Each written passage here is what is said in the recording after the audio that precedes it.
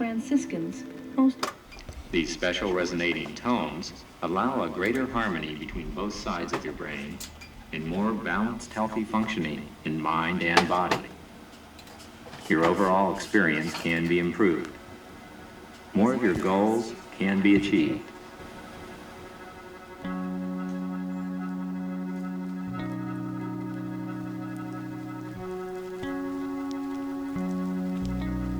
You know, I think I used to assume a lot about the sounds I was hearing, you know, naming them. And then you realize that, especially after you record them and you bring them into the studio, the richness just blossoms, and there's all kinds of detail in there that you would never notice on the first time you hear it.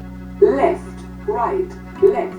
Over time, you can really develop a relationship with those kinds of sounds because they kind of meet you halfway.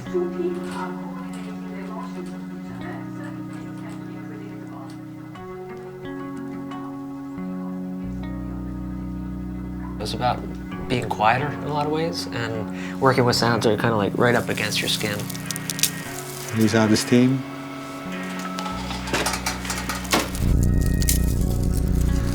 I have for the longest time kind of worked with found elements and original material.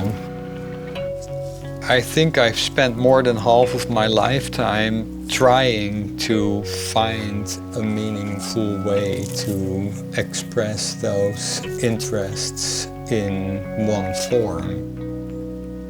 Once I met Nick, we recognized that we both were actually seeking how to bring together very disparate elements in recorded sound within music. Somehow we got onto that very quickly. I'd like to share with you what to me is a wonderful experience.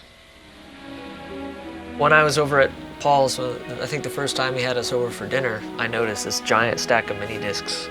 I had to know what was on those. So I asked him about it, and he said, oh, those are my reference materials. Whenever there was something that I heard, either in Foley or in music or in language, interesting, I would record it. And that was kind of the beginning of my sample library as I started sharing it with Nick.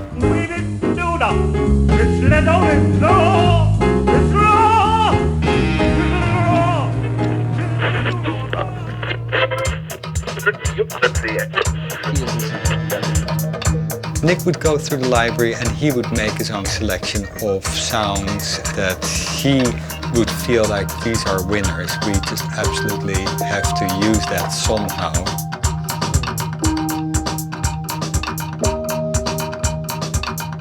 We had an understanding of each other, which is you recognize the fact that you relate to similar things. You share that emotional reaction. That's how working with the sample library and working music worked for us, is recognizing that kinship.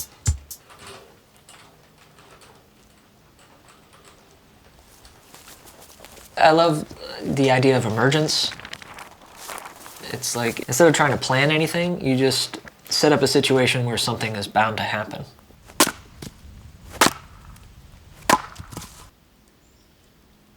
That was how the books worked. Like, Paul put together an amazing collection of sounds that had so much potential.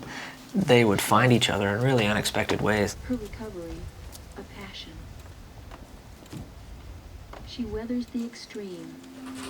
The Church of Mission San Javier. When you're on your own, you're already juggling a certain amount of chaos that you want to make sense of and control, yet there's also a certain amount of chaos that needs to remain the way it is because it has beauty in it in itself. It's a constant process of adding and elimination. If you do that together, you got to be prepared that whatever the 3 steps forward you take, the 2 steps back that your creative partner takes might not particularly be the same path that you took to get ahead. The root is the trust that wherever your partner will take it, will make it into something that you never would have been able to do on your own. There is no better or worse in art. Anyway, it either exists or it doesn't.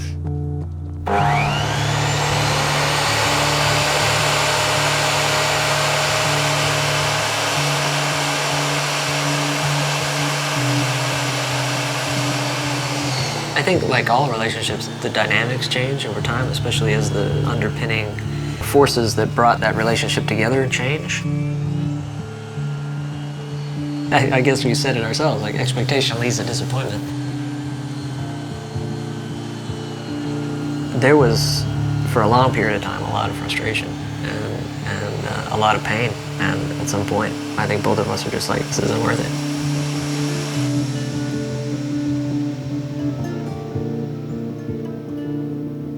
It takes a tremendous commitment to share what you have a hard time controlling and understanding yourself. Collaboration is really about to find a compromise that transcends rather than diminishes.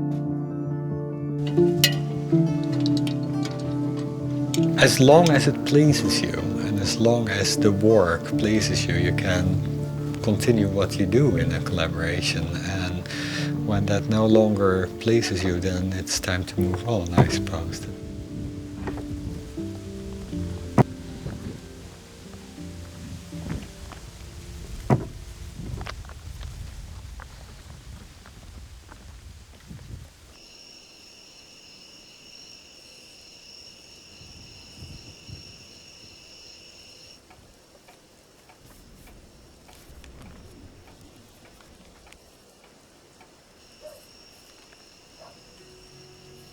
I think we live in a time where everything is happening, you know? It's like everything that's possible is happening, and it's happening fast.